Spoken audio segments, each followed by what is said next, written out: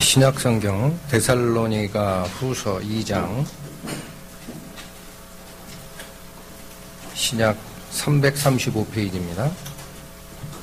신약성경 데살로니가 후서 2장 9절부터 15절까지 읽겠습니다.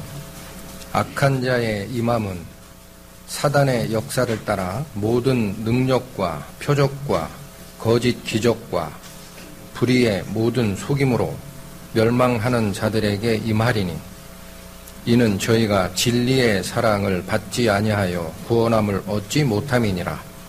이러므로 하나님이 유혹을 저희 가운데 역사하게 하사 거짓 것을 믿게 하심은 진리를 믿지 않고 불의를 좋아하는 모든 자로 심판을 받게 하려 하심이니라.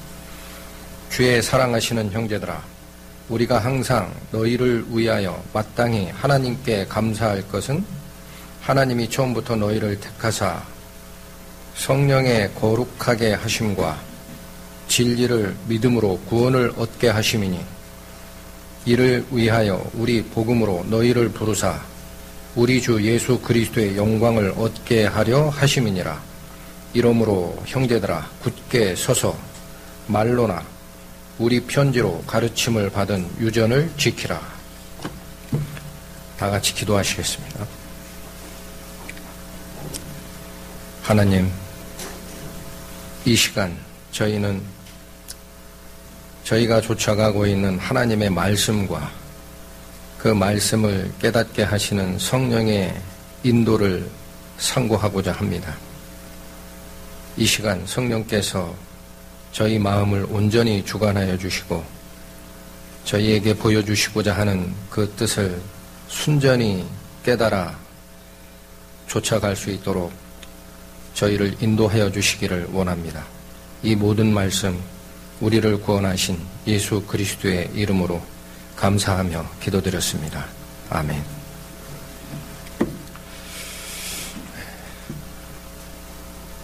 오늘 상고하고 싶은 말씀은 성경의 말씀과 그리고 성령이 그 말씀을 쫓아가는 우리 생활에 어떠한 역할을 해주시는가, 이 부분을 같이 상고를 하고자 합니다. 얼마 전에 한 2달 정도 된 것 같습니다. 저희 금요일날 성경 공부 모임에 안 나오시던 형제 한 분이 나오셨던 적이 있었어요. 근데 성경 공부가 끝나면 가만히 들으시다가 한마디를 꼭 하세요. 무슨 말씀을 하시느냐. 제가 한마디 해도 되겠습니까? 예, 하십시오. 여러분, 예수 그리스도를 아셔야 됩니다. 그 말을 3번씩 하시더라고요. 3번쯤 나오셨을 것 같아요. 근데 마지막은 제가 물었어요. 예수 그리스도를 알아가야 맞는 거죠. 근데 그 예수님을 알아가시는 과정에, 우리가 알아가는 과정에 그럼 방법이 말씀 이외에 다른 게 있다라는 얘기를 하시고 싶으신 겁니까? 라고 물어봤어요. 그랬더니 어떤 말씀 하시느냐면 성령을 통해서 알 수 있다라는 얘기를 하세요. 그러면 성령과 말씀이 다를 때는 어디를 쫓아가야 됩니까? 라고 다시 제가 물었어요. 그때 이 형제님이 하는 얘기가 성령과 말씀이 다를 때는 성령을 쫓아야 됩니다. 라는 얘기를 합니다. 그래서 지금 저희들이 하나님의 말씀을 쫓아 그 인도하심을 따라가는 과정에 성령이 우리에게 해주시는 역할이 무엇인지를 정확하게 알지 못하면 자칫 잘못하면 곁길로 빠지는 경우가 있습니다. 그리고 그런 예가 있습니다. 우리 믿음의 선배들이 그런 전철을 밟아왔던 예가 있어요. 그래서 오늘은 굉장히 중요한 얘기고 또 조심스러운 얘기지만 우리가 말씀을 쫓아가는 과정에 말씀이 무엇이고 성령이 그 역할을 어떻게 우리에게 주시는지 그 과정을 성경 말씀을 통해서 좀 깊이 있게 한번 상고를 하는 시간을 갖도록 하겠습니다. 자료 화면을 보시면 오늘 주제의 말씀은 말씀과 성령의 역할이죠. 방금 전에 읽으셨던 주제 성구입니다. 자, 거기 보시면 악한 자의 임함은 사단의 역사를 따라 모든 능력과 표적과 거짓 기적과 불의의 모든 속임으로 멸망하는 자들에게 임한다라고 되어 있죠. 그러니까 여러 차례 봤던 말씀인데 잘 보시면 악한 자의 임함이 사단의 역사가 뒤에 조종하고 있다라는 얘기예요. 사단의 힘, 그의 행하는 힘이 뒤에 조종하고 있기 때문에 어떤 것을 대동하고 오느냐, 모든 능력과 표적과 거짓된 기적과 속이는 속임수가 반드시 동반되게 되어 있다는 겁니다. 그렇지 않으면 잘 안 믿거든요. 그래서 이러한 악한 자의 그 속임수를 뒤에 보면 이는 저희가 진리의 사랑을 받지 아니하여 구원함을 얻지 못함이라 하고, 이러므로 하나님이 유혹을, 우리말 성경에 단순히 유혹이라고 되어 있는데 다른 번역본에 보면 앞에 강한이란 말이 들어가 있어요. 하나님께서 강한 유혹을 저희 가운데 역사하게 허락하시는 겁니다. 하나님이 하시는 게 아니라 강한 유혹이 존재하는 상태를 그냥 허락하시는 이유는 거짓 것을 믿게 하는 거예요. 왜냐? 누구에게? 진리를 믿지 않고 불의를 좋아하는 자들로 심판을 받고 거짓을 쫓아가도록 하나님이 허락하시는 상황이다라는 얘기입니다. 굉장히 중요하죠. 하나님께서 그 미혹의 영을 그냥 인정을 하시는 거예요. 왜냐하면 그 두 개가 있을 때 순전히 하나님만을 쫓아가는 자가 드러나게 되어 있습니다.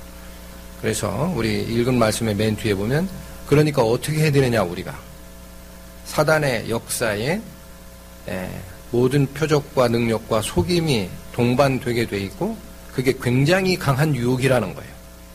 그걸 하나님이 허락하시는데 우리는 그러면 어찌 하면 되느냐. 15절쯤에 나오죠. 이러므로 이 두 가지가 다 역사가 일어나니까 형제들아 굳게 서서 뭐를 지키라고 되어 있습니까? 말로나 우리 편지로 가르침을 받은 전통, 유전이라고 되어 있습니다. 전통을 지키라. 이게 바로 올바른 교리입니다. 그래서 지금 슬라이드에 제가 진리라는 단어랑 가르침을 받은 유전을 똑같이 초록색으로 박스를 쳐놨어요. 이게 같은 뜻으로 작용이 됩니다. 이게 도대체 무엇인지를 좀 더 상고를 하고자 합니다. 자, 데살로니가 후서 3장 6절. 방금 읽으셨던 데살로니가 후서 2장에서 바로 옆에 있습니다. 6절을 보시면 읽겠습니다. 형제들아, 우리 주 예수 그리스도의 이름으로 너희를 명하노니 규모 없이 행하고 우리에게 받은 유전대로 행하지 아니하는 모든 형제에서 떠나라. 여기 다시 유전 얘기가 나오죠. 이게 우리에게서 받은 유전이라는 말은 사도들의 가르침을 얘기합니다. 그리고 그 사도들의 가르침에서 벗어나서 뭔가를 행하는 자들이 있으면은 떠나라라는 게 뭘로 주어져 있습니까? 명령입니다. 정확하게 읽으셔야 됩니다. 명령입니다. 그 유전에서 어긋나는 사람은 떠나야 돼요. 근데 그게 누구더라도 떠납니까? 형제여도 떠나라 이거예요. 우리에게 받은 유전대로 행하지 아니하는 모든 형제에서도 떠나야 된다. 너희가 떠나야 된다. 그 형제라고 같이 있으면 안 됩니다. 굉장히 강하죠. 명령입니다. 또 있습니다. 로마서 16장 17절. 이건 시간 관계상 슬라이드에 있는 말씀을 읽어드리겠습니다. 형제들아, 내가 너희를 권하노니 너희 교훈을 거스려 분쟁을 일으키고 거치게 하는 자들을 살피고 저희에게서 떠나라. 똑같은 말씀 주어지시죠? 떠날 대상이 누굽니까? 교훈을 거스리는 자가 있어요. 이 교훈이 뭐냐? 아까 말씀드린 우리에게서 받은 유전, 가르침, 사도들의 가르침을 거스리는 자가 있느냐?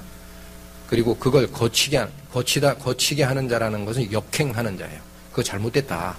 그게 아니다. 라고 주장하는 자들이 있으면 살피고 떠나라. 이 살피다라는 말이 경계하라라는 거예요. 누가 그런 말 하는지를 자세하게 살펴라. 경계하라. 그리고 어떠라? 저희에게서 떠나라. 똑같은 말씀이 주어지셨죠.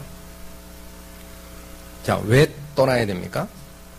위쪽에 있는 데살로니가 후서 3장 6절의 말씀은 성경의 가르침에 어긋나는 얘기를 하는 자가 있으면 그게 형제여도 모든 형제, 어떤 형제든 관계없다. 다 떠나라. 형제에게서 떠나야 되고 밑에는 뭐예요? 요건 형제라고 지칭을 하지 않았지만 마찬가지입니다. 너희 교훈을 거스리고 그걸 역행하는 자들이 있으면 경계하고 반드시 거기서 떠나라. 명령이 주어졌습니다. 왜 이래야 합니까? 왜 이렇게 강하게 얘기하시죠? 사도행전 20장 32절 말씀 읽어드리겠습니다. 지금 내가 너희를 주와 및 그 은혜의 말씀께 부탁하노니, 사도 바울이 하신 얘기예요. 누구에게 우리를 부탁한다고요? 주와 예수 그리스도와 그분의 은혜의 말씀께 내가 너희를 부탁한다. 지켜주십시오라고 부탁드린다. 그러면서 그 말씀이 너희를 어떻게 한다고요? 능히 든든히 세우사 거룩해 하심을 입은 모든 자 가운데 기업이 있게 하시리라. 여러분, 기업이라는 말은 상속 유업이에요. 더 정확하게 얘기하면 우리가 뭐를 상속받기를 원하는 자들입니까? 하늘의 나라를 상속받기를 원하는 자입니다. 그러니까 사도 바울이 자기가 마지막 전도의 일을 마치고 요 시점이 아마 감옥으로 가기 바로 전, 로마로 붙잡혀 가기 바로 전에 장로들을 모아놓고 한 얘기입니다. 그때 너희를 누구한테 내가 부탁하고 간다? 예수 그리스도 주와 그 은혜의 말씀에 부탁을 드릴 텐데 그 말씀이 능히 충분하다 부족하다. 충분히 너희를 세우실 것이고 어디까지 인도할 것이다? 그 기업이 상속되는 하늘나라까지 인도해 주실 것이다. 그러니까 우리가 붙들고자 하는 것은 뭐면 되는 겁니까? 예수 그리스도와 그분의 말씀이 우리를 지키시는 거예요. 그러니까 굉장히 강한 겁니다. 그렇지 않은 얘기를 하는 자가 있거든 형제가 됐든 누가 됐든 떠나야 마땅하다라는 얘기를 주신 겁니다. 자, 이렇게 되니까 우리 옛날에 이거 배웠던 말씀들이 있죠. 어떤 말을 많이 들었습니까? 무리에게서 잠언 18장 1절 무리에게서 스스로 나뉘는 자는 자기의 소욕을 따르는 자라 온갖 참 지혜를 배척하느니라 라는 말을 많이 들었어요. 그러면서 뭐라고 합니까? 모임에서 떨어져 나가는 자들은 다 지혜를 어기는 자들이다라고 배웠죠. 배운 게 아니라 그렇게 들었어요, 얘기를. 근데 이 말씀을 잘 기억하셔야 됩니다. 거기 무리에서 나뉘는 자라고 되어 있습니까? 수식어가 붙습니까? 여러분이 이런 말씀을 정확하게 내 거를 만들지 못하면은요, 그런 엉뚱한 얘기가 들어올 때 그냥 속는 겁니다. 무리에서 나뉘는 자가 잘못된 거면은, 자, 앞에 왜 자꾸 떠나라는 말씀이 주어집니까? 분명히 떠나라는 말씀이 주어졌죠. 명령으로 주어졌죠. 그런데 그냥 이 말씀, 잠언 18장에 있는 이 말씀을 무리에서 나뉘는 자는 무조건 잘못됐다라고 이해를 하면은 성경 말씀을 비빔밥을 만드는 거예요. 앞에 수식어가 붙죠. 뭐 때문에 나뉘는 자입니까? 자기 스스로 나뉘는 자입니다. 성경에 어긋나는 말을 하는 형제나 사도의 가르침을 어그러뜨리는 자들에게서 떨어지는 자가 아니라 스스로 나뉘는 자예요. 그러니까 이 말이 좀 느낌이 잘 안 오죠? 그래서 다른 번역본을 참고를 해드리겠습니다. 현대인에는 뭐라고 되어 있냐? 다른 사람과 잘 어울리지 않는 사람은 자기 이익만을 추구하고 모든 지혜로운 판단을 무시한다라고 되어 있습니다. 새번역 성경도 똑같습니다. 사람과 어울리지 못하는 사람은 자기의 욕심만 채우려 하고 건전한 판단력을 가진 사람을 적대시한다라는 말이에요. 이 말이. 그러니까 우리말 성경에 무리에서 스스로 나뉘는 자라는 것은 그 무리가 가르치는 하나님의 말씀이 틀렸기 때문에 나오는 자가 아닙니다. 왜 나오는 거예요? 자기 이익을 따르기 때문에 내 스스로 난 나가겠다 하는 자들을 조심하라라는 얘기예요. 그래서 이런 자들은 뭐를 적대시하는 사람이에요? 현대인 성경 번역에 따르면 지혜로운 판단을 무시하는 자가 되는 거고, 새번역 성경의 번역을 따르면 건전한 판단을 가진 사람을 오히려 적대시하는 자들이 자기의 이익을 위해서 스스로 무리해서 나뉘어지는 겁니다. 분명하게 기억하셔야 됩니다. 하나님 말씀과 다른 얘기를 하는 자가 있으면 떠나야 됩니까? 남아있어야 됩니까? 떠나야 됩니다. 그게 명령입니다. 자, 그래서 이 말씀이 기준이 되는 거예요. 항상. 우리가 어떤 행동을 하거나 할 때 항상 하나님의 말씀에 적합한 얘기냐 아니냐. 그게 굉장히 중요한 거다. 아까 읽으셨지만 뭡니까? 내가 너희를 주와 그 은혜의 말씀에 부탁하노니 이 말씀이 능히 너희를 지키사. 그렇죠? 자, 그래서 오늘 상고하고자 하는 것은 하나님의 말씀이 도대체 어떤 위치를 가지느냐. 그래서 잠깐 앞에 있던 이 말씀, 무리에서 수수료 나뉘는 자냐 아니면 하나님의 지혜에 거스리는 얘기를 하기 때문에 나는 거기 동참 못하겠다 해서 진리를 따르는 자냐의 판단은 무엇이 기준이 됩니까? 말씀입니다. 그래서 이 사례를 잠깐 보여드릴게요. 진리의 바른 교훈이 뭐냐면 요한복음 17장 17에 보면 진리가 뭡니까? 말씀입니다. 자, 읽겠습니다. 저희를 진리로 거룩해 하옵소서. 아버지의 말씀은 진리니이다. 하나님 말씀이 진리신 거고, 디모데후서 4장 3, 4절에 보면 때가 이르니 사람이 바른 교훈을 받지 아니하며 귀가 가려워서 자기의 사욕을 좇을 스승을 많이 두고. 자, 여기 잠깐 살펴보세요. 바른 교훈을 받지 아니하고 귀가 가려워 자기의 사욕을 좇을 스승을 많이 둔다라고 돼 있죠. 아까 읽었던 잠언 말씀과 똑같죠. 무리에서 스스로 나뉘는 자는 자기 소욕을 쫓는 자라. 온갖 참 지혜를 배척하느니라라는 말이 현대인 성경이나 세번역 성경에 뭐라고 돼 있었습니까? 무리와 어울리지 못하는 사람이 있는데 왜 그러냐? 자기 이익을 추구하고 지혜로운 판단을 무시하는 자들이 그런 일을 한다라고 돼 있어요. 이 말이 그 말이죠. 자기가 쫓을 사욕, 개인적인 욕심을 스승으로 두고 뭐를 어겨요? 바른 교훈을 받지 않는 자들이 있다는 얘기입니다. 그리고 이어진 말씀이 또 뭡니까? 또 그 귀를 어디에서 돌려? 진리에서 돌이켜 허탄한 이야기를 쫓으리라. 자, 윗구절과 아랫구절이 대칭되어 있습니다. 앞에서는 바른 교훈을 받지 않고 귀를 가리우는 자가 있다라는 얘기고, 후반 구절은 귀를 진리에서 돌이키고 허탄한 이야기를 쫓는다라고 되어 있습니다. 그럼 이 두 문장의 의미를 비교해 보면 진리가 곧 뭐랑 같은 겁니까? 바른 교훈입니다. 진리가 우리에게 바른 교훈, 바른 교리를 전달하는 역할을 하는 거예요. 자, 그리고 디모데후서 2장 15절, 내가 진리의 말씀을 옳게 분변하며 부끄러울 것이 없는 일꾼으로 인정된 자로 자신을 하나님 앞에 드리기를 힘쓰라. 우리말 성경에는 힘쓰라라고 되어 있죠. 다른 번역본에는 연구하라라고 되어 있습니다. 연구하라. 이게 도대체 진리의 말씀이 맞는 건지 틀리는 건지 분별하기 위해서는 그냥 읽는 게 아니에요. 깊이 연구를 해야 됩니다. 하나님 말씀.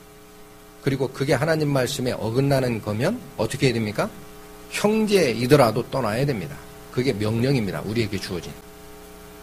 자, 그래서 우리가 지금 여기 바른 교훈과 헛된 가르침이 이 앞구절에 나왔죠? 바른 교훈과 허탄한 이야기.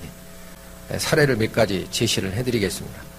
바른 말씀, 디모데전서 6장 3절 제가 읽어드리겠습니다. 누구든지 다른 교훈을 하며 바른 말 곧 우리 주 예수 그리스도의 말씀과 경건에 관한 교훈에 창념치 아니하면, 자, 여기 나오죠. 대비가 됩니다. 누구든지라는 거는 뭐예요? 형제가 됐든 형제가 아닌 자가 됐든 말씀을 전하는 자가 됐든 성도가 됐든 관계없습니다. anybody, 누구든지 다른 교훈을 하는 자가 있다라는 거예요.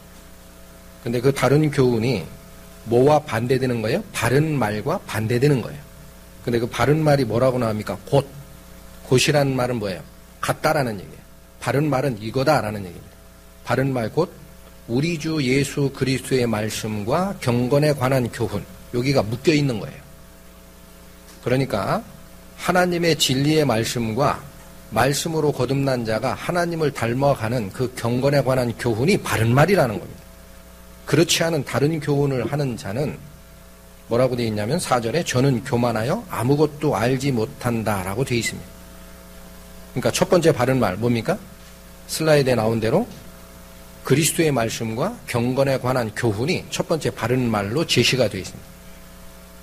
자, 그 다음에 디모데후서, 지금 찾으신 디모데전서에서 한 장 정도 넘기시면 디모데후서 1장 13절에 이런 말씀이 또 있습니다. 13절 너는 그리스도 예수 안에 있는 믿음과 사랑으로서 내게 들은 바 바른 말을 본받아 지키고. 이 무슨 말입니까? 디모데후서 1장 13절에서 얘기하시는 바른 말은 나한테 들은 바른 말이 있다라는 겁니다. 나한테 들은 바른 말. 그게 뭡니까? 사도들의 가르침입니다. 여러분 앞에서도 그랬죠. 진리라는 말이 있고 우리에게서 받은 유전을 지키지 않는 자에게서 떠나라. 그렇게 기록되어 있습니다. 그렇다면 그 진리라는 것은 그리스도의 말씀이 진리인 거고 우리에게서 받은 유전이라는 것은 사도들이 가르친 바른 말이 있다라는 얘기입니다. 그게 어디 있습니까? 지금은 성경 말씀입니다. 신약 성경의 서신서들이 다 바로 그 사도들이 가르친 내가 너에게 전한 바른 말이에요. 그러니까 성경 이외에는 없는 거예요. 아시겠죠? 이게 바른 말이다라는 겁니다. 그렇다면 헛된 말이라는 말을 어디서 또 설명을 하시느냐면 지금 찾으셨던 디모데후서에 약간 몇 장 앞쪽으로 넘기면 디모데전서 6장이 있습니다. 디모데전서 6장 아까 방금 읽으셨던 그 구절이죠. 5절에 보면 3절부터 한 번 더 읽겠습니다. 누구든지 다른 교훈을 하며 바른 말 곧 우리 주 예수 그리스도의 말씀과 경건에 관한 교훈에 창념치 아니하면 저는 교만하여 아무것도 알지 못하고 변론과 언쟁을 좋아하는 자니 이로써 투기와 분쟁과 회방과 악한 생각이 나며 5절 자세히 읽어보십시오. 마음이 부패하여지고 뭐를 잃어버립니까? 진리를 잃어버립니다. 그러면 어떤 결과가 나와요? 경건을 이익의 재료로 생각하는 자들의 다툼이 일어나게 된다. 그리스도의 말씀과 경건에 관한 교훈이 바른 말인데 그걸 창념치 아니한다. 다시 얘기하면 그게 굉장히 중요하다라고 자꾸 생각을 거기에 못 박지 않은 자는 자기가 아는 것처럼 생각하나 교만한 자일 뿐이고 진리를 잊어버리게 된다라는 거예요. 그런 후에 어떤 결과가 일어나느냐? 경건을 이익의 재료로 생각하는 자들이 나타나게 된다. 여기 재료라고 되어 있는 이거는 수단입니다. 수단. 다른 성경에는 이익의 수단으로 라고 되어 있어요. 그러니까 무슨 얘기입니까? 성경 말씀을 가지고 자꾸 돈 얘기나 이익을 얘기하는 자는 잘못된 겁니다. 어떤 상태에서 자꾸 그걸 주장하게 됩니까? 진리를 잃어버린 상태에서 그걸 주장하게 된다라는 거예요. 이게 잘못된 말이에요. 자, 또 보시겠습니다. 디모데후서 지금 살펴보신 전서에서 몇 장 넘기시면 후서 2장 16절 망령되고 헛된 말을 버리라. 여기도 헛된 말 나오죠? 바른 말의 반대입니다. 망령되고 헛된 말을 버리라. 저희는 경건치 아니함에 점점 나아가나니. 이게 무슨 얘기입니까? 망령되고 헛된 말을 쫓아가는 자들은 경건치 아니함에 점점 나아가게 된다라는 겁니다. 자꾸 부패하게 된다라는 거예요. 앞에 있었던 말씀과 같죠? 진리를 잊어버려 경건을 이익의 수단으로 생각하는 자들이 나타난다. 그 말씀과 거의 마찬가지 얘기입니다. 자, 디도서 지금 보신 디모데후서에서 역시 몇 장 더 넘기시면 디도서 1장 10절 11절 같이 보겠습니다. 복종치 아니하고 헛된 말을 하며 여기 또 헛된 말 나오죠. 복종치 아니하고 헛된 말을 하며 속이는 자가 많은 중 특별히 할례당 가운데 심하니 저희의 입을 막을 것이라. 이런 자들이 더러운 일을 취하려고 마땅치 아니한 것을 가르쳐 집들을 온통 엎드러 치는도다. 무슨 얘기입니까? 헛된 말을 하고 속이는 자가 있는데 이런 사람들은 뭐예요? 더러운 이, 여기 새긴 이는 이익입니다. 이익. 더러운 이익을 취하려고 마땅치 아니한 도를 자꾸 가르치는 자가 있다라는 거예요. 성경에서 얘기하지 않은 다른 도를 자꾸 전하고 가르치고 이것이 길이다라고 하는 사람들이 있는데 그렇게 된 결과 어떻게 돼요? 집들을 온통 엎드러 치게 된다. 집은 누구 집입니까? 하나님의 집입니다. 교회가 완전히 오만 난장판이 되는 거예요. 다른 진리를 가르치기 시작하고 이익을 목표로 삼게 되면 분명히 나오죠?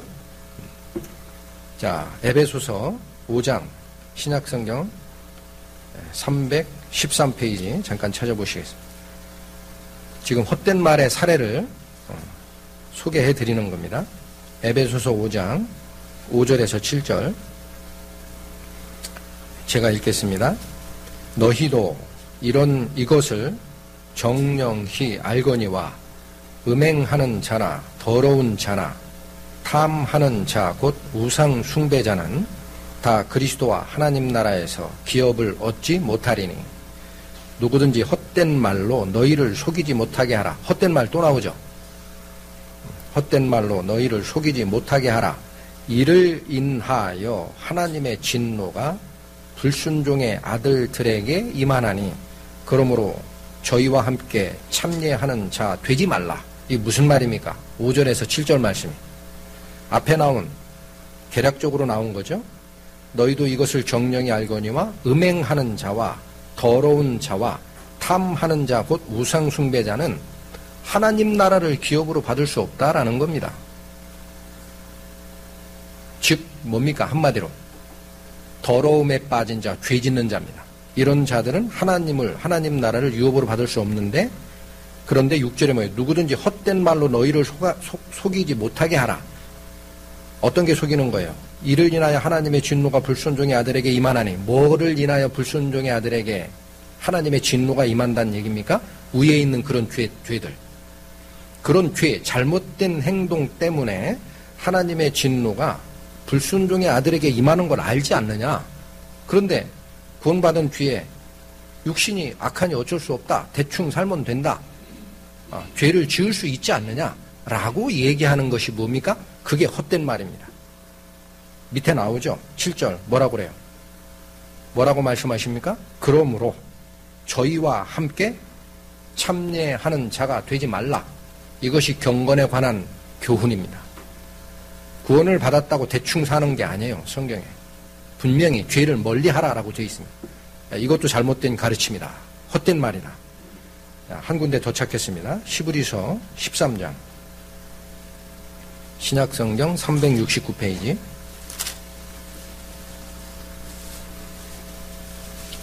히브리서 13장 9절 보겠습니다. 여러 가지 다른 교훈에 끌리지 말라. 여기 다른 교훈 나오죠.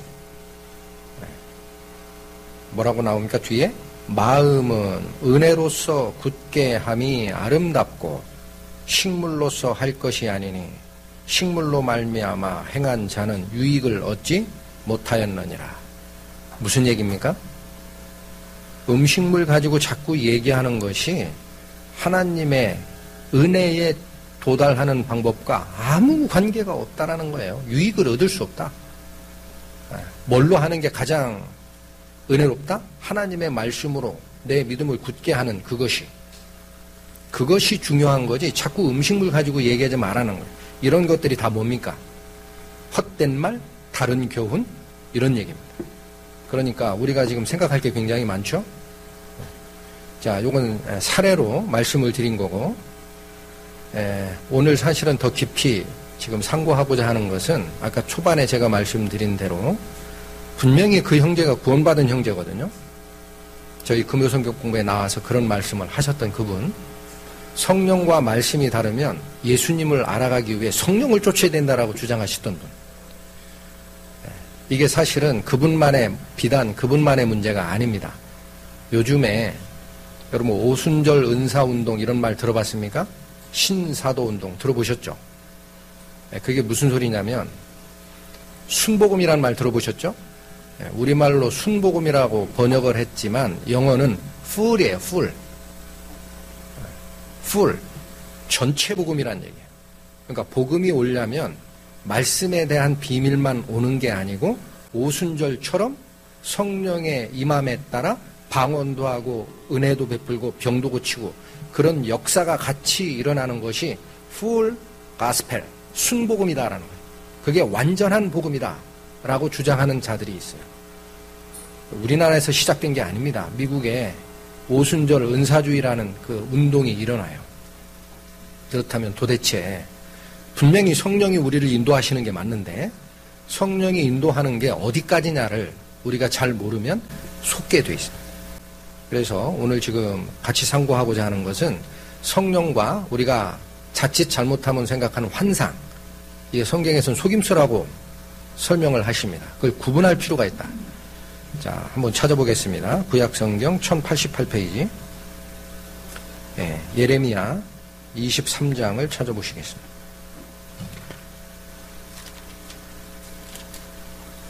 구약성경 1088페이지 예레미야 23장 16절 제가 읽겠습니다. 만군의 여호와께서 이같이 말씀하시되 너희에게 예언하는 선지자들의 말을 듣지 말라. 그들은 너희에게 헛된 것을 가르치나니. 여기 또 헛된 건 나오죠. 뒤에 나옵니다. 그들의 말한 묵시는이라고 되어 있습니다. 이게 우리말 성경의 묵시인데 다른 번역본에 환상이라고 되어 있습니다. 그렇게 읽겠습니다. 그들이 말한 환상은 자기 마음으로 말미암은 것이요 여호와의 입에서 나온 것이 아니니라. 우리가 그러니까 이걸 잘 들으셔야 됩니다. 성령의 역사를 거부하는 게 아니에요. 성령이 분명하게 우리를 이끌고 가는 역사가 있습니다. 그런데 그 역사가 환상으로 나타나는 줄 아는 사람들이 있어요. 근데 이 성경 말씀은 뭐라고 얘기하는 겁니까? 그 환상을 얘기하는 자들의 말을 믿지 말라라는 거예요. 왜 믿지 말라? 자기 마음에서 나오는 환상이다라는 거예요. 하나님이 주시는 환상이 아니다. 여러분 가장 비근한 그 경험들 많이 하셨을 거예요. 내가 뭔가를 자꾸 생각하면 꿈에 나타나죠. 그렇게 자기 마음이 뭔가를 자꾸 환상을 보고자 원하고 하면은 그런 환상이 네 머릿속에 나온 거지 하나님이 주신 게 아니다라는 거예요. 환상을 믿을 게 아닌 겁니다. 또 있습니다. 예레미야 23장 지금 방금 찾으셨던 그 장에 밑으로 쭉 내려가면 25절에 이 말씀이 있습니다. 내 이름으로 거짓을 예언하는 선지자들의 말에 내가 몽사를 얻었다 함을 내가 들었노라. 몽사를 얻었다라는 말이 잘 느낌이 안 오죠? 요 몽사를 얻었다라는 말은 다른 번역본에 보면 내가 꿈에 보았다라는 거예요. 거짓을 예언하는 선지자들이 무슨 얘기를 한다라는 겁니까? 내가 꿈에 봤다. 내가 꿈에 봤다. 자꾸 그런 말 한다라는 거예요. 그런데 이게 하나님이 주신 겁니까? 아닙니다. 자, 그래서 지금 거기서 몇 장을 오른쪽에 넘기시면은 예레미야 29장이 또 나옵니다. 29장 8절. 성경책 잘 못 찾으시는 분은 슬라이드 자료를 보셔도 됩니다. 예레미야 29장 8절 제가 읽겠습니다. 만군의 여호와 이스라엘의 하나님이 이같이 말하노라. 너희 중 선지자들에게와 복술에게 혹하지 말며 너희가 꾼 바 꿈도 신청하지 마라. 여기 선지자라는 건 뭐 더 설명을 안 드려도 되고 복술이라는 것은 점쟁이를 얘기합니다. 점쟁이. 그 다음에 너희가 꾼 바 꿈도 신청하지 마라 라고 돼 있죠. 신청이라는 것은 한자로 믿을 신자 들을 청자입니다. 믿고 듣지 마라. 다른 말로 뭐예요? 꿈 얘기를 고지 듣지 마라 라는 거예요. 하나님이 이미 경고를 하셨어요. 내가 자꾸 꿈에 보았다 하는 사람들이 있다 이거예요. 그러나 그 꿈, 환상은 여호와로 말미암은 게 아니라 자기 마음을 쫓아온 것이다. 그러니까 그 말 고지 듣지 말라 이거예요. 자꾸 꿈 꿨다라는 얘기 하지 마라. 다른 성경 구절 한 번 더 보겠습니다. 하나님이 이 말씀을 또 주셨어요. 예레미야 23장 28절 읽겠습니다. 나 여호와가 말하노라. 몽사를 얻은 선지자는 몽사를 말할 것이요 내 말을 받은 자는 성실함으로 내 말을 말할 것이라. 겨와 미를 어찌 비교하겠느냐, 이런 말씀을 주십니다. 몽사를 얻은 선지자는 뭔지 아시겠죠? 꿈에 뭔가를 봤다라고 주장하는 선지자가 있어요. 그런 사람은 그냥 네가 꾼 그 꿈 얘기 계속 해봐라 라는 거예요. 근데 뒤쪽에 뭐라고 합니까? 내 말을 받은 자가 또 있죠. 하나님 말씀을 정확하게 받은 자는 성실함으로, 이 말은 뭐예요? 충실하게 내 말만 전하라. 여기도 지금 우리말 성경의 뜻이 잘 안 와닿는 의미가 있어 세 번역으로 바꿔봤습니다. 이런 뜻입니다. 꿈을 꾼 예언자가 꿈 이야기를 하더라도 내 말을 받은 예언자는 충실하게 내 말만 전하라. 내 말만 전해야 된다. 그러시면서 뭐라고 그래요? 알곡과 쭉정이가 서로 무슨 상관이 있느냐? 나 주의 말이다. 이렇게 되어 있습니다. 여기서 알곡과 쭉정이는 뭡니까? 알곡은 하나님의 말씀을 얘기합니다. 쭉정이는 꿈 얘기하는 거예요. 자, 그래서 여기서 우리가 한번 생각할 게 있어요. 여러분, 성경을 읽다 보면은 꿈을 꾸는 예가 있습니까? 없습니까? 있습니다. 아브라함도 또 이삭, 야곱도, 요셉도 꿈을 꾸잖아요. 그 다음에 성경의 맨 마지막 요한계시록을 기록하셨던 요한 사도께서도 환상을 보시죠. 그러니까 그런 것들이 있어요. 그런데 어떻게 생각하냐면 성경의 기록에 보면 그런 꿈에서 하나님의 직접 계시를 받더라 라는 생각에 자기가 생각이 딱 거기에 굳혀 있으면은 자꾸 계시를 받기를 원해요. 뭔가 자꾸 내 마음속에 나도 그런 거 있으면 안 되나? 근데 여기 뭐라고 돼 있습니까? 그 꿈은 쭉정이고 껍데기고 하나님의 말씀은 뭐라고 돼 있어요? 알곡이라고 돼 있죠. 그래서 원래 성경 말씀이 완성되려면 꿈도 필요한 거였습니다. 여러분, 벼에 이삭이 익으려면은 껍데기, 벼의 그 껍데기, 겨라고 돼 있어요. 여기 겨가 필요하죠. 농사 접으신 분들은 압니다. 처음에 벼 이삭이 딱 패면은요, 껍데기가 있고 안에는 액체로 돼 있어요. 그래서 그거 새들이 와서 쪼아 먹으면 전부 다 쭉정이 벼밖에 안 나옵니다. 그 새를 쫓는 이유가 그건데, 나중에 그 액체로 돼 있는 그 물질이 가을쯤 되면 완전히 딱딱하게 알곡으로 익어요. 그러니까 껍데기는 알곡을 만드는 과정에 그걸 포장하는 도구로 되는 겁니다.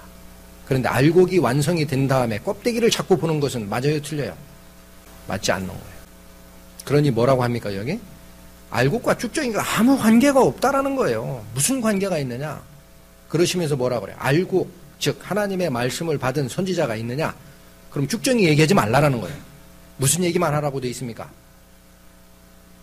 충실하게 내 말만 전해라. 꿈 얘기하지 마라. 그러니 얼마나 우리가 조심스러워요. 꿈 얘기가. 자, 그래서 이게 성경 말씀 말고도 사례가 있습니다. 사례. 우리가 말씀을 정확하게 판단하고 하는 게 굉장히 어려워요. 그래서 이 사례를 몇 가지 소개를 해드릴 텐데, 몬타누스라는 사람이 구원받은 사람이에요. 미리 말씀드립니다.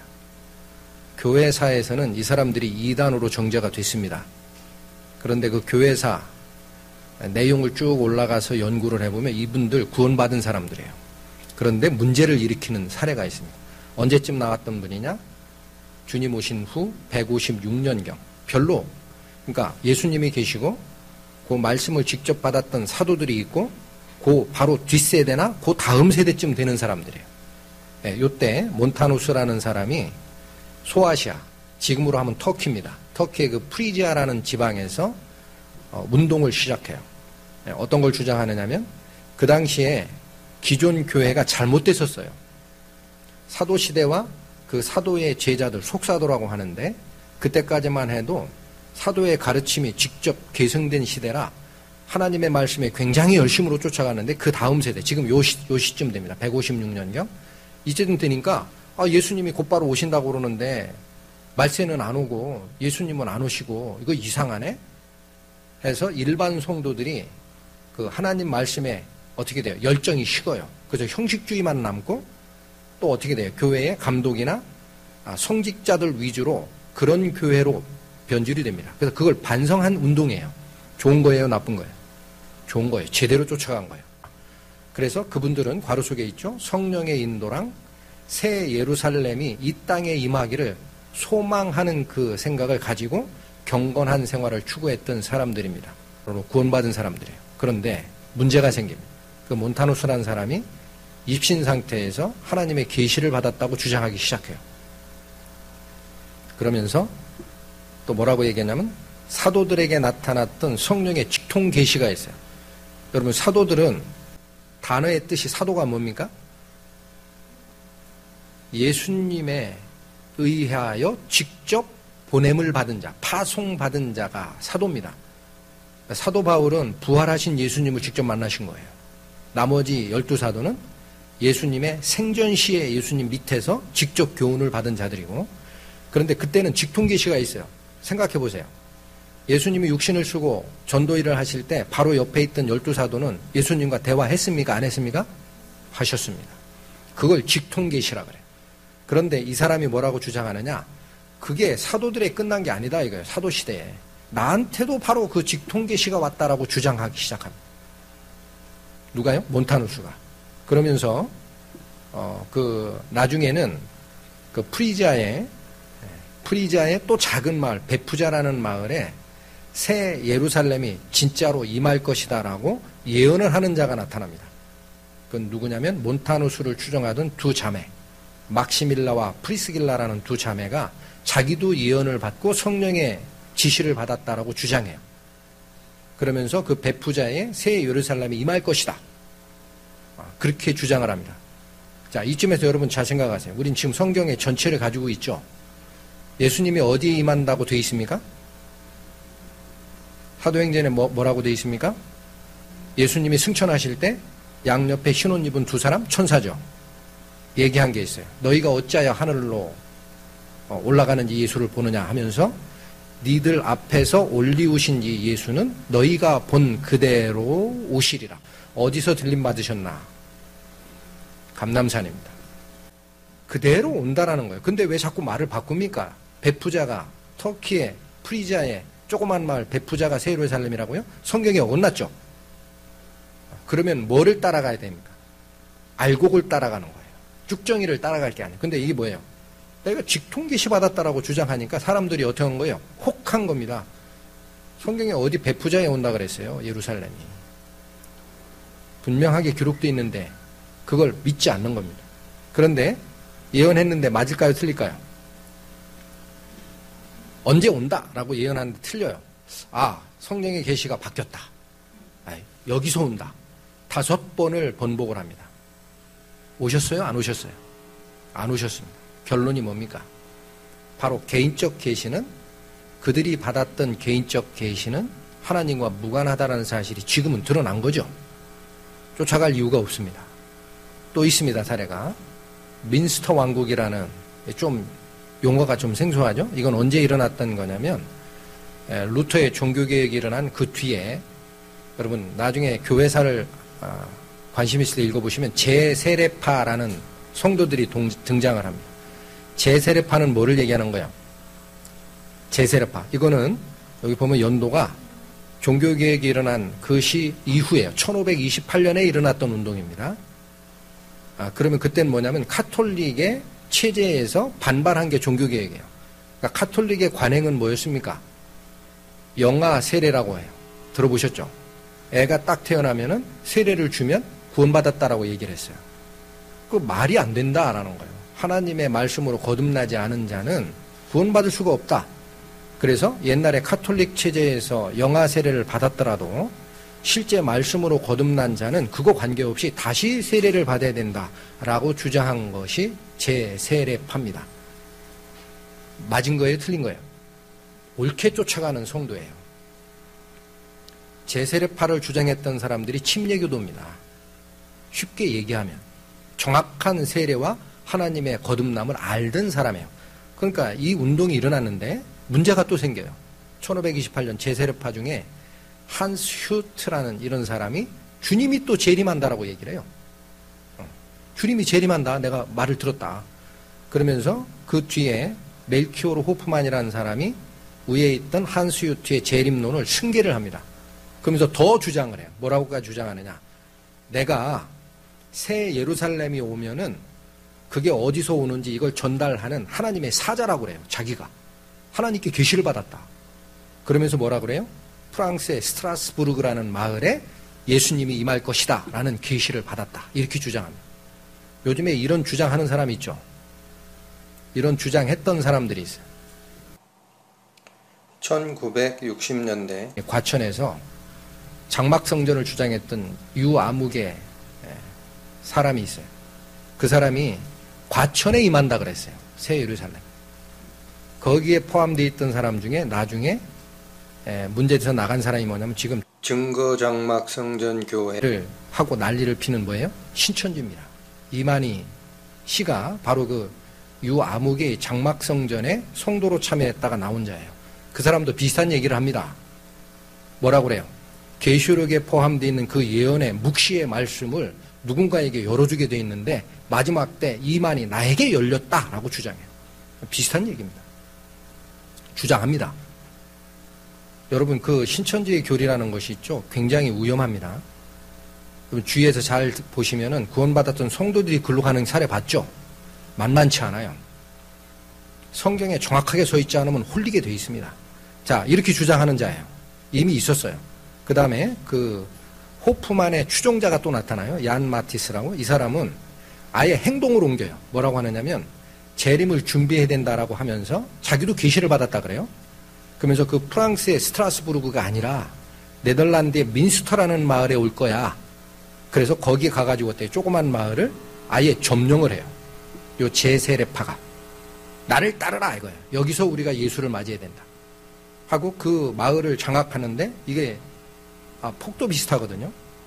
그러니까 진압군에 의해서 몇 번 공격을 받아서 이 사람은 죽습니다. 끝나질 않아요.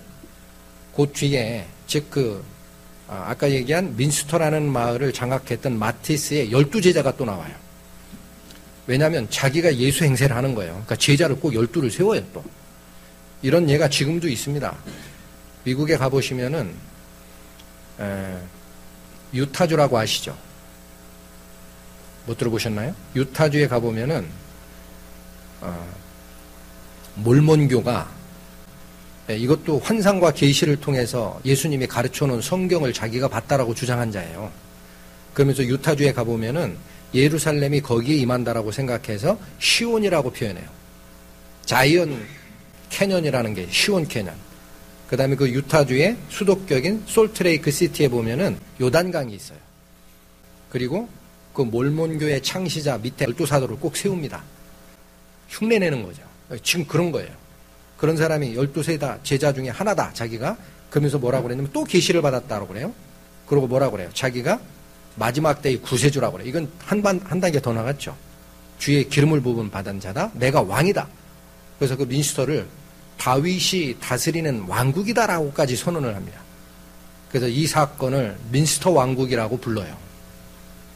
이게 난리가 아니에요. 자빠져서 길에 둥글면서 계시를 받았다고 하고 별짓을 다 합니다. 나중에 어떻게 되느냐. 이 수많은 환상과 계시를 믿었던 이 사람들을 그냥 놔둘 수 없다 그래서 이때는 카톨릭과 개신교인 루터를 쫓아다니는 사람, 이게 루터란이라 그래요. 두 연합군이 들어가서 싹 죽여요. 루터를 쫓았던 개신교 성도들도 저건 미친 짓이다 그래서 같이 들어가서 죽여버립니다. 이런 사태가 일어납니다. 제가 이 사례를 소개해드리는 이유는 뭡니까? 제가 알고 있는 바로는 요 제세례파도 그렇고 아까 나왔던 몬타누스라는 그분도 그렇고 구원받은 자들입니다. 구원받은 자들에게 쓸데없는 환상이 임할 수 있습니다. 정신 바짝 차리지 않으면 속는 거예요. 자, 그래서 여기 지금 보면 네덜란드에 있는 민스터 마을에 조감도래요. 저기서 그런 일이 있었다는 거고. 그럼 우리가 하나 생각할 게 있어요. 그러면 지금 분명히 성령이 계신데 그럼 성령이 하는 역할이 뭐냐라는 거예요. 그런 환상과 계시를 주고 따로 나에게 줄 무슨 메시지를 전하는 게 성령이 아닌가? 어디를 쫓아봐야 됩니까? 말씀을 쫓아 확인해야 됩니다. 네, 확인 들어갑니다. 요한복음 보십시오. 요한복음 14장 신약성경 173페이지입니다.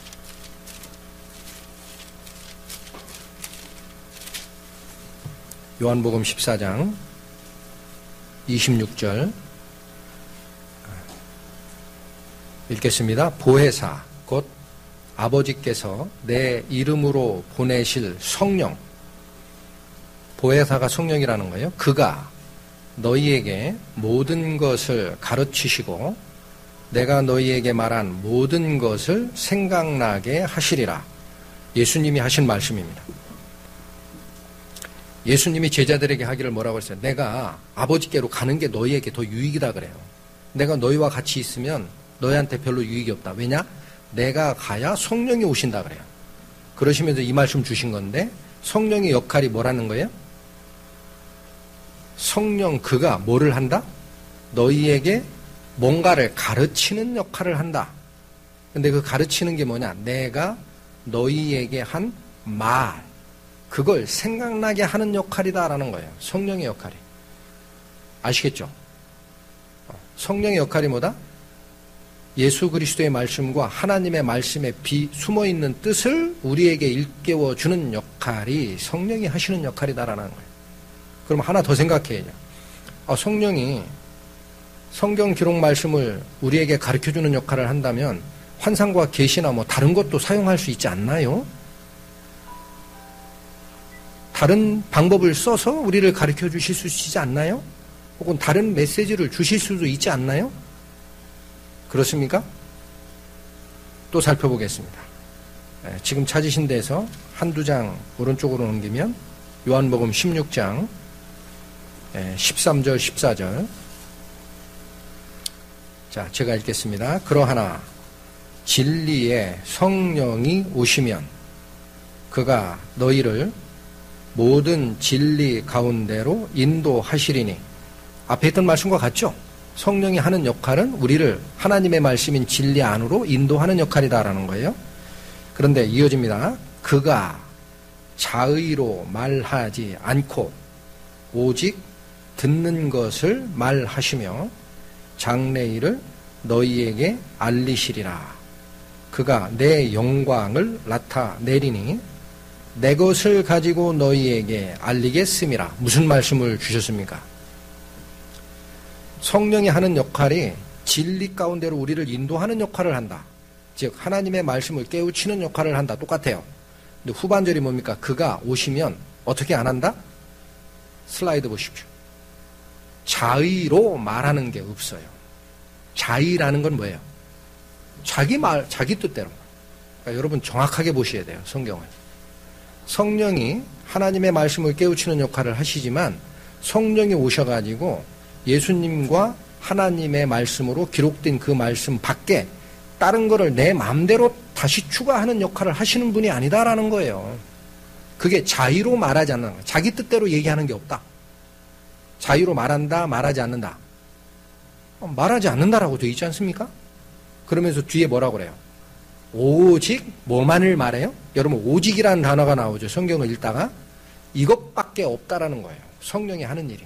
오직 뭐만 한다. 듣는 것을 말하실 것이다. 성령이 뭐를 들어요? 뒤에 나오죠.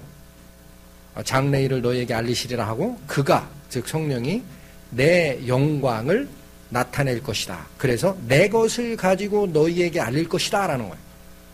무슨 얘기입니까?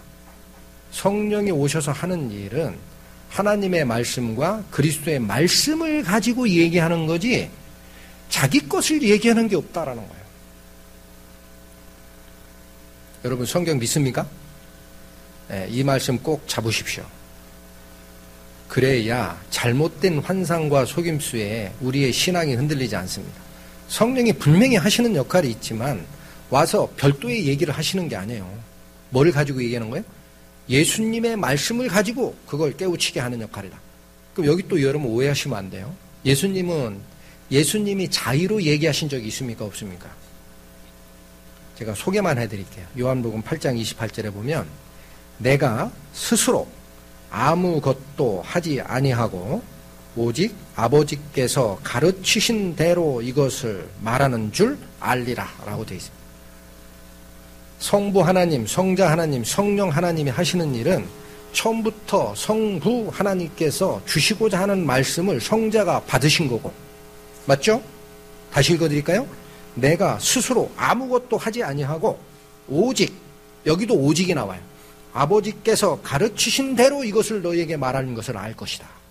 성령은 또 무슨 역할을 해요? 자기가 스스로 얘기하는 게 없고 나의 말을 너희에게 알려줄 것이다.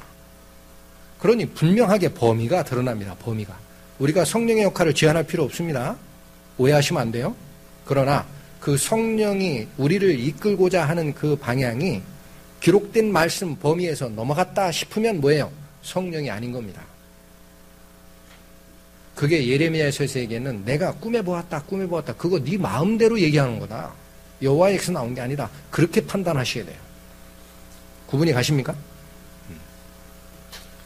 자, 그래서 말씀 이외의 것은 전달하지 않으신다. 그러면 자, 우리가 또 이제 더 생각하실 게 있어요. 성령이 지금 무슨 역할을 한다고 나와 있습니까? 하나님의 말씀을 깨우쳐주는 역할을 한다. 그렇죠? 왜냐하면 영적인 것은 영적인 것으로 분별하느니라라고 되어 있기 때문에 그렇습니다. 하나님의 말씀은 영의 말씀이기 때문에 우리가 지식적으로 아무리 높은 사람이 성경을 읽어도 100만 번 읽어도 안 돼요. 그 안에 성령의 가르치심이 있어야 눈이 열리게 돼 있어요. 그래서 이 과정을 잠깐 보시겠습니다. 슬라이드 보시면 많이 보셨던 사진이죠. 성소의 모형입니다. 화살표 친 부분이 성소의 입구고 들어가면서 보면 오른쪽에 뭐 하나 있죠. 얘가 확대하면 이 모양이에요. 이게 성경에는 상이라고 합니다. 상. 뭐를 올려놓는 상입니까? 음식 올려놓는 상. 근데 이 상에는 뭐를 올려놓게 돼 있어요? 무교병, 떡덩어리 12개를 한 줄에 6개씩 두 줄로 딱 쌓아놓게 돼 있습니다. 요게 상이에요. 그 다음에 그 앞쪽에 요거 보이죠? 지금 큰 그림에는 그 불을 붙인 상태를 찍은 거예요. 그 모양은 오른쪽에 있는 등대입니다. 왼쪽 오른쪽으로 6가지 가지가 올라가고 중앙에 하나가 올라가서 합치면 몇 개? 7개의 등을 가진 등대입니다. 그 다음 저 뒤에 하나 있죠. 요건 뭡니까? 향단이라고 되어 있어요. 향단. 향을 피우는 단입니다. 향을 피우는 단. 여기에는 다른 걸 거기다 번제나 관제나 이런 걸 넣지 못하게 되어 있어요. 우리가 좀 잘 아셔야 됩니다. 우리가 알고 있는 제단이라고 하는 거 있죠. 그건 이 향단이 아니에요. 요 성소 바깥에서 짐승을 잡아 피를 거기다 붓고 짐승의 그 고기와 살을 태우는 것은 번제단이라는 거예요. 번제단. 그걸 제단이라고 하고 저기에 저 속에 성소의 저 속 거기 휘막이 보입니까? 장막? 그 뒤 너머는 뭐예요? 지성소입니다. 그 바로 앞에 하나님의 지성소 바로 앞에 들어가는 입구에 뭐를 두게 돼 있다? 향단을 두게 돼 있어요. 여기 향만 사르게 돼 있습니다. 자, 그런데 이게 뭘 의미하는 겁니까? 여러분, 구약 성경은 하늘의 모형이다라고 돼 있어요. 그냥 아무렇게나 주시는 게 아닙니다. 자, 첫 번째, 들어가면 오른쪽에 있는 떡상, 저게 뭡니까? 알고 있는 말씀들이죠? 요한복음 6장 51절에 무슨 말씀 주셨어요? 나는 하늘에서 내려온 산 떡이니 사람이 이 떡을 먹으면 영생하리라. 누굽니까? 예수님이 하신 말씀이에요. 예수님이 자신을 뭐라고 그랬어요? 하늘에서 내려온 산떡이다 라고 되어 있어요. 이게 무슨 소리일까? 하고 봤더니 요한복음 1장 14절에 말씀이 육신이 되어 우리 가운데 거하심에 누구를 얘기하는 거예요? 성육신한 인간의 아들로 태어난 예수 그리스도를 얘기합니다. 우리가 그 영광을 보니 아버지의 독생자의 영광이요 은혜와 진리가 충만하더라. 누구에 대한 얘기? 그리스도에 대한 얘기. 두 구절을 딱 붙여보면 무슨 얘기입니까? 예수님이 하늘에서 내려온 살아있는 떡이고 그분은 원래 뭐였다? 말씀이었다라는 거예요. 그러니까 여기 잠깐 돌아가시면 성소로 들어가서 우편에 있는 상에 있는 그 떡 있죠. 이 떡은 뭐를 얘기하는 거예요? 하나님의 말씀을 얘기하는 겁니다. 다 모형이에요. 하늘에 있는 모형이다. 그 다음 또 보시겠습니다. 아까 그 들어가면서 왼편에 뭐가 있었어요? 등대가 있었죠. 다시 한번 가보실까요? 이 등대 보이시죠? 왼편에. 그거 뭐냐? 성경에 이렇게 돼. 계시록 4장 5절에 보좌로부터 번개와 음성과 뇌성이 나고 보좌 앞에 7 등불 켠 것이 있으니 이는 뭐라? 하나님의 7 영이라. 정확하죠? 그럼 빛은 뭡니까? 빛은 원래 하나님이 빛이에요. 그렇죠? 그 7개 가지로 되어 있는 것이 그 등대가 뭐냐? 7 등이 뭐냐? 하나님의 영이라는 거예요. 이 말이 무슨 얘기입니까? 어둠의 빛을 비추면 우리가 길을 잃지 않죠. 주의 말씀은 내 길의 빛이요 내 발의 등이니이다. 하나님의 말씀이 나를 실족지 않게 제대로 비추려면 뭐의 도움이 필요하다? 성령의 인도하심이 필요하다라는 얘기입니다. 대충 넘어갔었죠. 자, 또 있습니다. 저 뒤에 있는 향단. 그거 뭘까요? 요한계시록 5장 8절. 네 생물과 24 장로들이 어린 양 앞에 엎드려 각각 검은고와 향이 가득한 금대접을 가졌으니, 다른 거 신경 쓰지 마세요. 금대접에 향이 가득 담겨 있다 그래요. 그런데 이 향이 뭐라고 돼 있어요? 성도의 기도드리라. 자, 무슨 얘기인지 다 확인이 됐죠?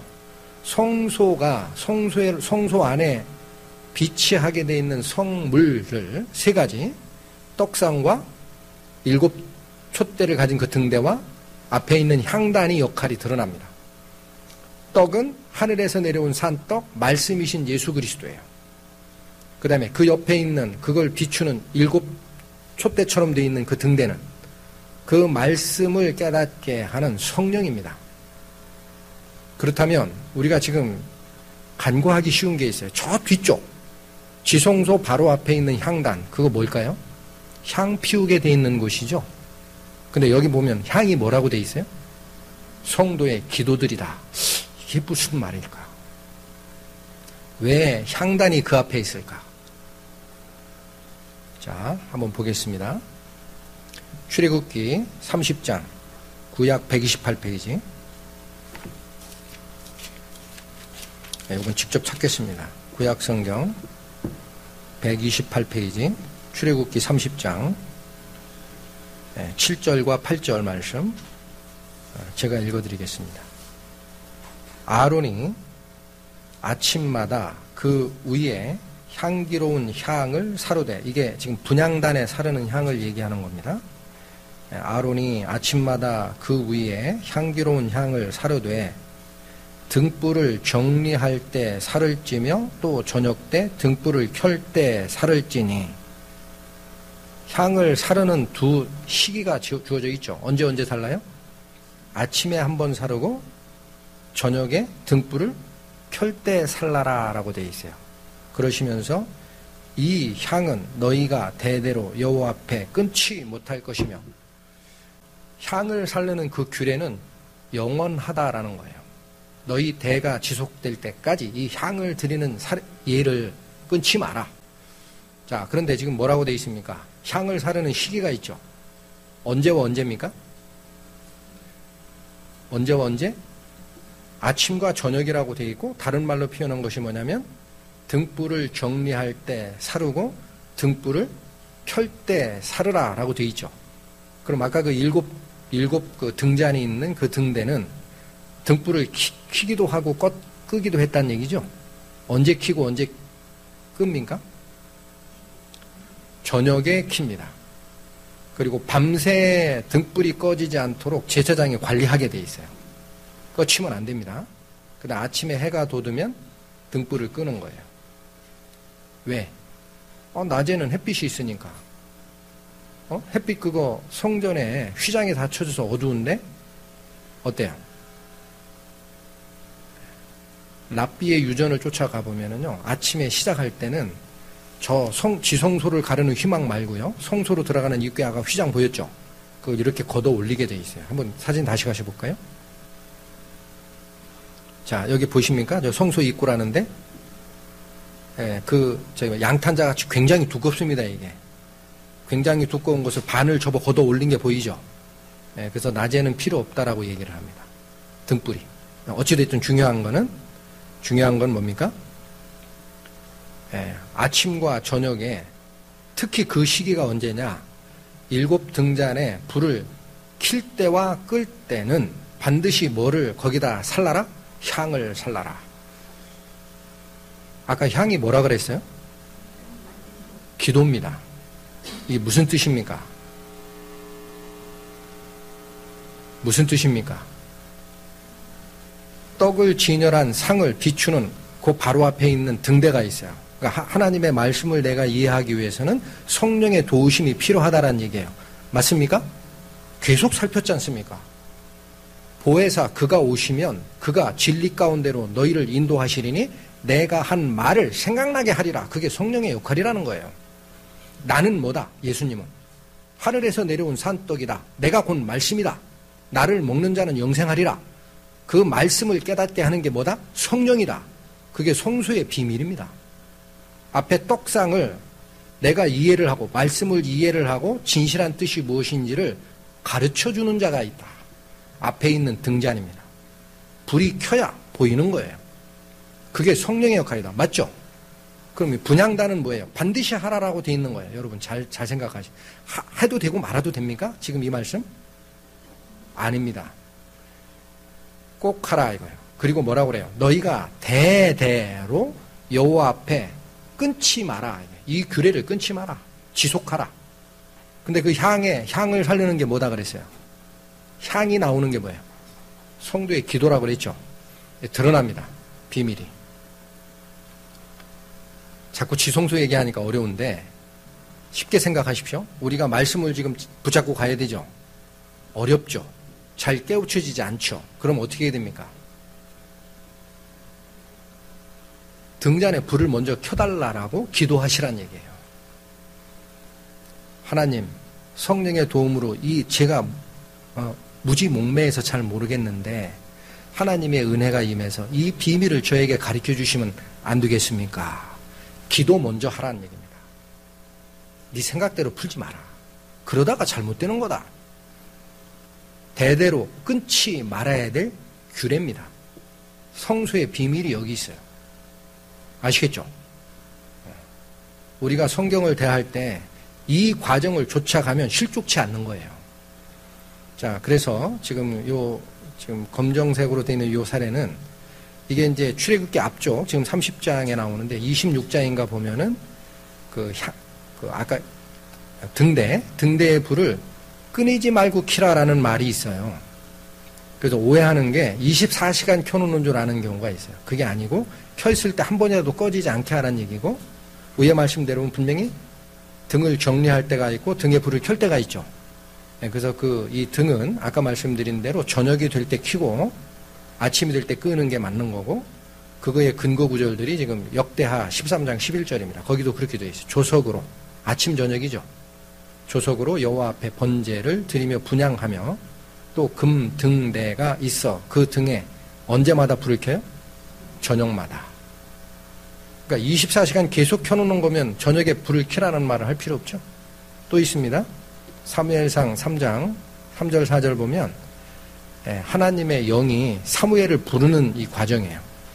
내용이 이렇습니다. 하나님의 등불은 아직 꺼지지 아니하였으며 사무엘은 하나님의 궤가 있는 여호와의 전 안에 누웠더니 불 지키러 거기 있는 거예요.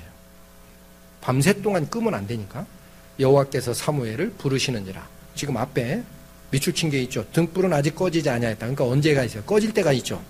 언제? 아침이 오면 끄는 거예요. 자, 그래서 여러분 중요한 겁니다.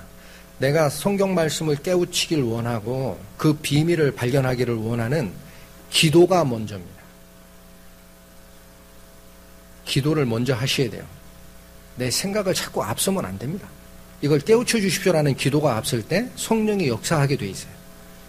우리한테 굉장히 중요한 거죠. 그래서 이 모형 한번 사진으로 보여드렸고요. 그래서 자, 오늘 중심적으로 지금 상고하고자 했던 그게 뭐냐면은 하나님의 말씀이라는 기록된 말씀이 있고 이 말씀의 진실한 의미를 깨우쳐 주기 위해 빛을 비춰주는 성령의 역할이 있다라고 얘기를 했고요. 그런데 이 성령은 기록된 말씀 밖의 것을 얘기하시나요? 요것만 얘기하시나요? 네, 요것만. 뭐라고 되어 있어요? 자의로 얘기하지 아니하고 내 것을 가지고 너희에게 알리겠다. 그렇게 되어 있죠. 네, 그게 범위입니다. 성령의 역사를 제한하거나 무시하거나 하라. 그런 얘기가 아닙니다. 분명히 성령의 역사가 있어야 우리가 말씀을 깨달아요. 다만 이게 뭔 환상이나 꿈이나 무슨 이상한 얘기가 나올 때 항상 기준이 있습니다. 기록된 말씀을 벗어나는 것은 성령의 역할입니까? 아닙니까? 아니죠. 그러니까 전에 성경 공부 시간에 와서 했던 그 형제님의 말씀이 어때요? 예수님을 알아가야 되는데 기록된 말씀과 성령이 지시하는 바가 다르면 말씀보다 성령을 쫓아가라라고 주장했죠. 위험하다. 위험하다. 기록된 말씀의 의미를 내가 이해하지 못하는 경우는 있습니다. 그러나 그 외의 것을 가르쳐주는 게 성령이 아닙니다. 그건 어떤 거예요? 아까 얘기했던 강한 유혹이 더 가까워요. 그러니까 위에 구원받았던 몬타누스파나 종교개혁이 일어난 바로 뒤에 재침례파 같은 사람들이 자꾸 개인적인 환상과 계시를 본인이 자꾸 마음에 원하니까 보이지 않는 그런 욕심에 따라 자꾸 보이고 잘못된 길로 이끌어갔던 사례가 있는 겁니다. 그러니까 우리가 붙들고 가야 할 것은 뭐밖에 없어요? 말씀밖에 없어요. 그래서 그 내용 말씀이 완전하신 것이고 충분합니다. 왜 완전한 거예요? 성경이 완성된 뒤에 요한계시록 성경의 맨 뒤에 맨 마지막에 기록된 성경 말씀입니다. 요한계시록 맨 뒤에 이미 못을 박았죠. 하나님이 도장을 찍어놨죠. 뭐라고 돼 있어요? 누구든 이 예언의 말씀에 더하지도 말고 빼지도 마라. 왜냐? 충분하다. 너희가 알아야 될 모든 것이 이 안에 다 있다. 그러니까 뭐예요? 아까 얘기한 곡식의 알곡이 연글면 껍데기는 보지 마라라는 의미가 없다. 자, 그래서 몇 가지 말씀을 제가 소개를 해드리겠습니다. 말씀이 어떤 일을 하느냐? 야고보서 1장 18절 그가 그 조물 중에 우리로 한 천 열매가 되게 하시려고 자기의 뜻을 좇아 진리의 말씀으로 우리를 낳으셨느니라. 네, 말씀은 우리를 거듭나게 하는 씨, 하나님의 씨의 역할을 합니다. 사도행전 20장 32절 지금 내가 너희를 주와 및 그 은혜의 말씀께 부탁하는 그 말씀이 너희를 능히 든든히 세우사 어디까지 이끌어요? 거룩하게 하심을 입은 모든 자 가운데 기업이 있을 때까지 이끌어 주시는 겁니다. 하늘의 기업을 받을 때까지 말씀이 우리를 든든히 잡아주시는 거고 또 디도서에 밑분 말씀의 가르침을 그대로 지켜야 하리니 바꿔요? 그대로 지켜야 됩니까? 그대로 지켜야 됩니다. 이는 능히 바른 교훈으로 권면하며 왜 밑분 말씀의 가르침을 그대로 지키라고 돼 있어요? 바꾸지 마라? 뒤에 나옵니다. 벗으려 말하는 자들을 책망하게 하려 하는 거예요. 이 말도 의미가 깊습니다. 왜 우리가 기록된 말씀을 그대로 지켜야 됩니까? 그거와 다른 얘기를 하는 사람들을 책망하는 기준이라는 얘기예요. 그게 자꾸 성령 얘기하고 엉뚱한 얘기하면은 그 잘못됐다라고 책망한 근거가 뭐다? 기록된 말씀이다라는 거. 요게 기준이다. 또 있죠? 내가 나의 인내의 말씀을 지켰은즉 뭘 지켰다고 돼 있어요? 말씀을 지켜라. 내가 또한 너를 지켜 시험의 때를 면하게 하리니 이는 장차 온 세상에 임하여 땅에 거하는 자를 시험할 때라. 상급이 주어지죠? 언제까지 뭐를 지키는 거예요? 천국이 임할 때까지 우리는 말씀을 지키는 겁니다.